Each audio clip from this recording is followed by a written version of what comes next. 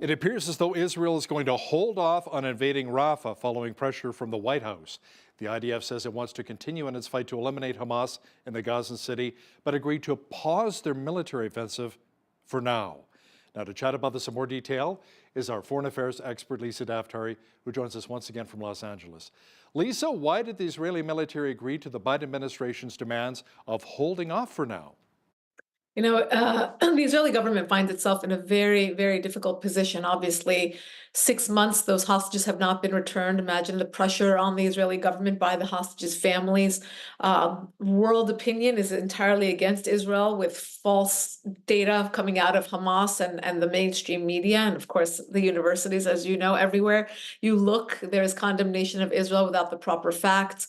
I routinely check in with John Spencer. He's a very prominent urban war specialist, and he talks about the Israeli army being probably the most humane army, and the number of casualties being the lowest it can possibly be given the situation. He also outlines how Mosul and every war the United States has fought has had a higher per capita death toll than we're seeing in Israel. But obviously, that's not what you're hearing from the media. So you can imagine the pressure that Israel is under.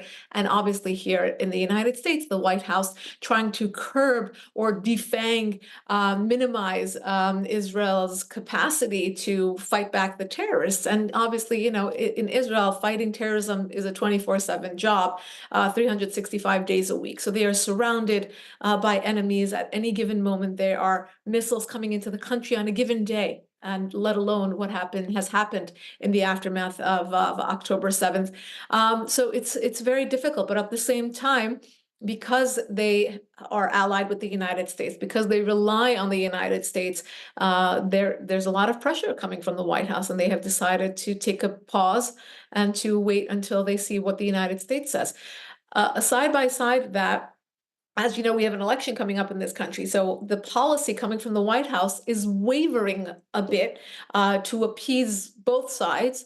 Whereas, obviously, Israel is our ally. I mean, that is a strategic relationship. It's not one based on charity. So, it's interesting to watch the White House kind of pivot, where, Israel's enemies just want to see Israel gone off the map. These small pivots are not doing enough to appease the other side. So everyone is stuck in a bad position. But Antony Blinken this morning did say that Hamas would be stupid not to take this incredibly generous, and he used the words, incredibly generous offer by the Israelis that's on the table right now. So we shall see.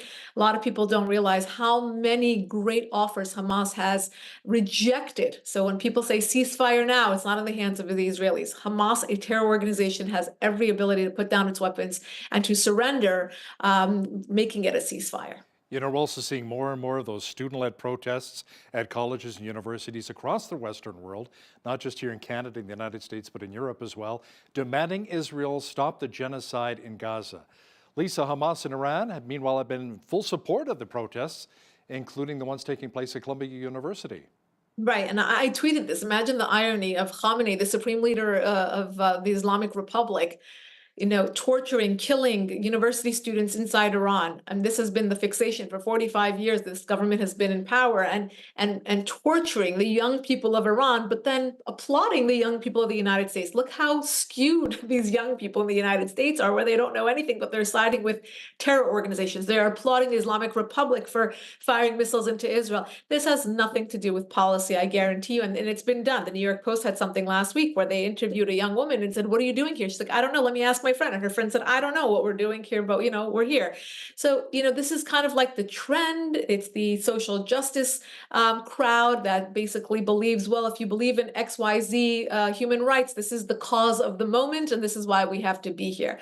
It's sad because we saw the same thing during BLM. While there was a core issue, we all want equality, nobody wants racism. While we all want peace in the Middle East, nobody wants a war. This is not the way to do it. They are alienating Jewish people on campus. Yesterday, there was a gentleman who was interviewed. He was sobbing. He was sobbing because someone held a knife to him at UCLA, and he kept saying, "Just because I'm a Jew, just because I'm a Jew," and he kept saying that. I mean, I couldn't sleep last night. I was thinking about this. Where have we come as a people, where this person was targeted What does he have to do with land in the Middle East? What does he have to do with policy in the Middle East? Obviously, he's a young man walking on campus, and he was held at knife point because he is Jewish. It's turned so ugly, and this is why, you see some chancellors, some deans handling this properly and doing away with it in minutes. There's a woman at Pomona College here in California, and these pro-Hamas protesters, and I say that for a reason, they're not pro-Palestinian and they're not anti-Israel, they're pro-Hamas protesters.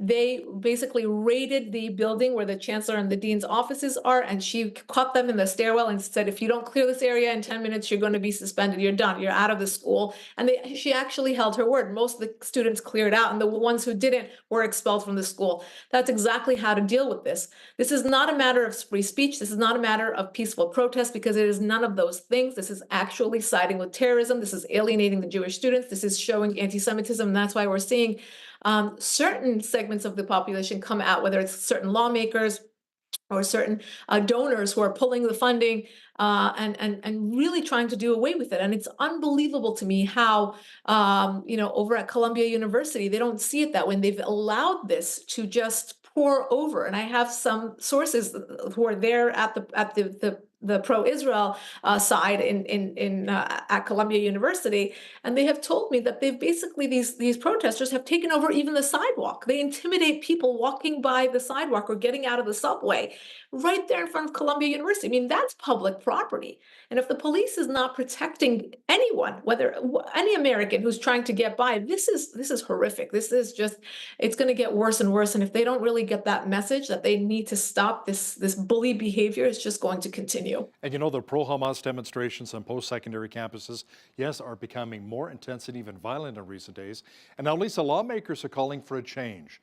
U.S. Senator Rick Scott even sent a letter to the Columbia University Board of Trustees with an ultimatum. You take action against anti-Semitism or you lose federal funding.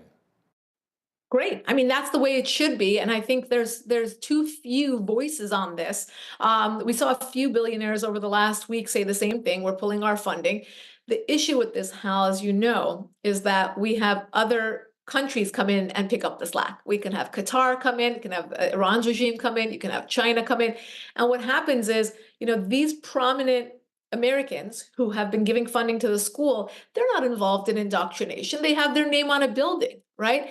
But those countries and those influences that I just mentioned, they get into the school. They buy a chair, they buy a department, they buy minds. And that's the scary part here, is that, yes, these American investors or entrepreneurs or alums that are pulling their funding, those who are going to replace them are much more dangerous and will add so much more to the current problem of indoctrination. Obviously, these young people have no idea. They weren't even alive during 9/11.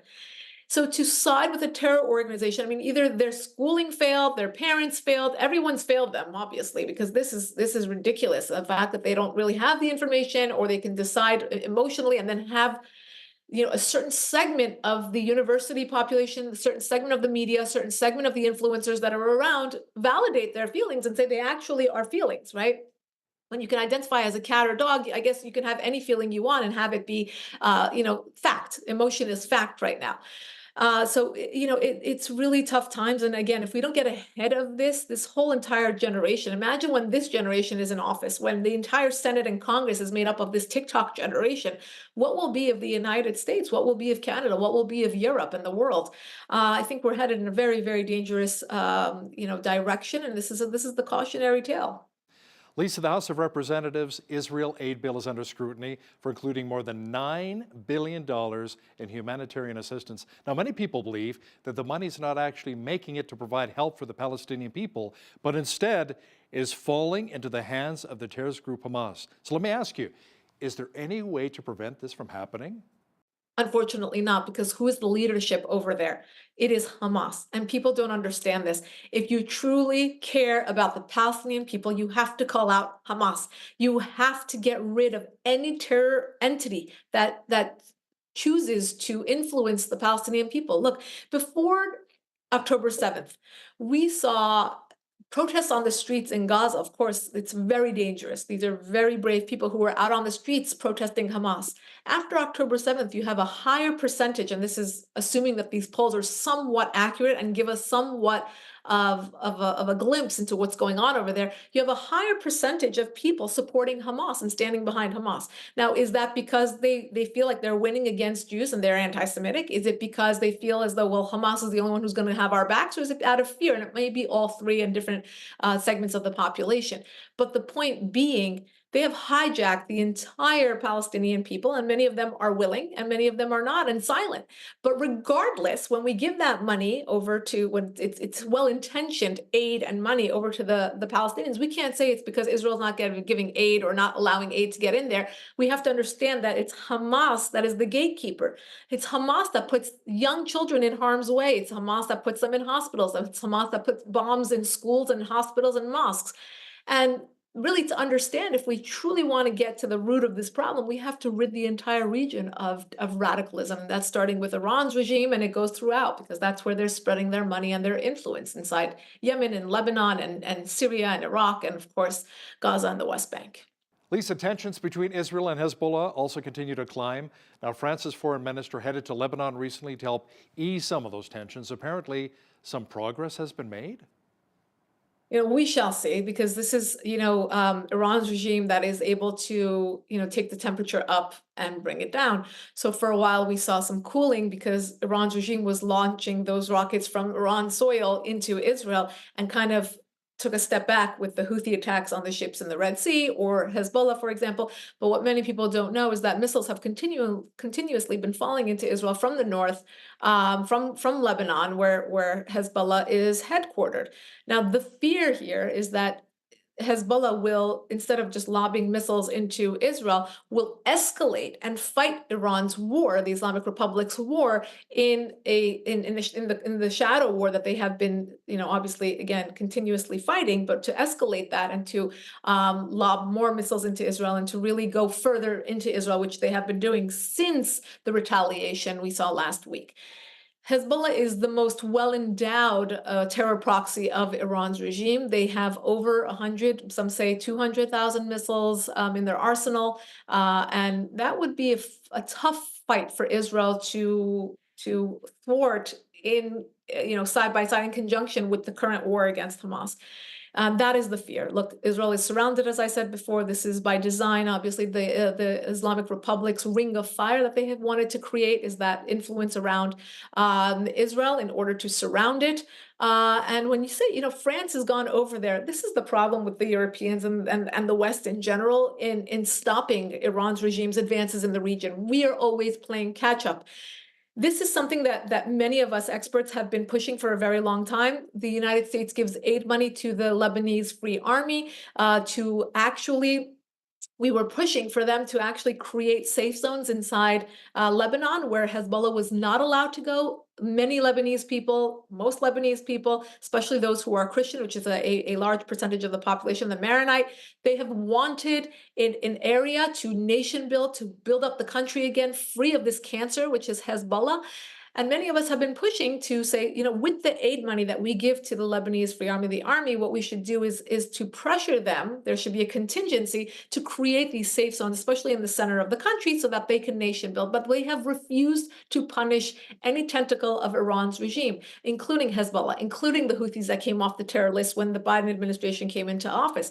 So these are all consequences of the same dominoes that have been placed by this administration to not want to face this head on before the problem was created. Now here we are playing catch up. So, this is all by design. This is all consequences of a weak foreign policy and not understanding or not wanting to understand the enemy, and now trying to fight it, in hindsight. And it's very, very difficult to do that. Let's talk a bit about your president, Joe Biden. A new poll released by Gallup says that Joe Biden is one of the least popular U.S. presidents in history. His 38.7% approval rating ranks below Richard Nixon and Jimmy Carter. Now, the results may indicate that he'll have a pretty tough time running for re-election this fall against Donald Trump. I mean, 38% I think is pretty generous, because when you do speak to Americans, people are not happy. And it's not just about the wars that are going on between Russia and Ukraine, or the wars going on in the Middle East, but more so, the day-to-day for every average American, the rise in crime, the price of gas, the price of produce and eggs and milk and basic things. So people are not very happy. What is troublesome here is that it's going to be an election for Donald Trump or against Donald Trump. It's not going to be about Joe Biden. And that's where we might not see this even come into play. The fact that he has made so many mistakes, that he continues to fall, his age is really coming into question. I mean, it should have come into question a long time ago, but now I think they have done either a worse job at hiding his mistakes, or it's just by design to maybe, swap him out with a different, which people still think will happen at the last moment. But we shall see. I think we're going to see a lot of different things happen between now and November, so it will be a very colorful election season. U.S. political reporter and foreign affairs expert Lisa Daftari, thanks so much for joining us once again from Los Angeles. My pleasure.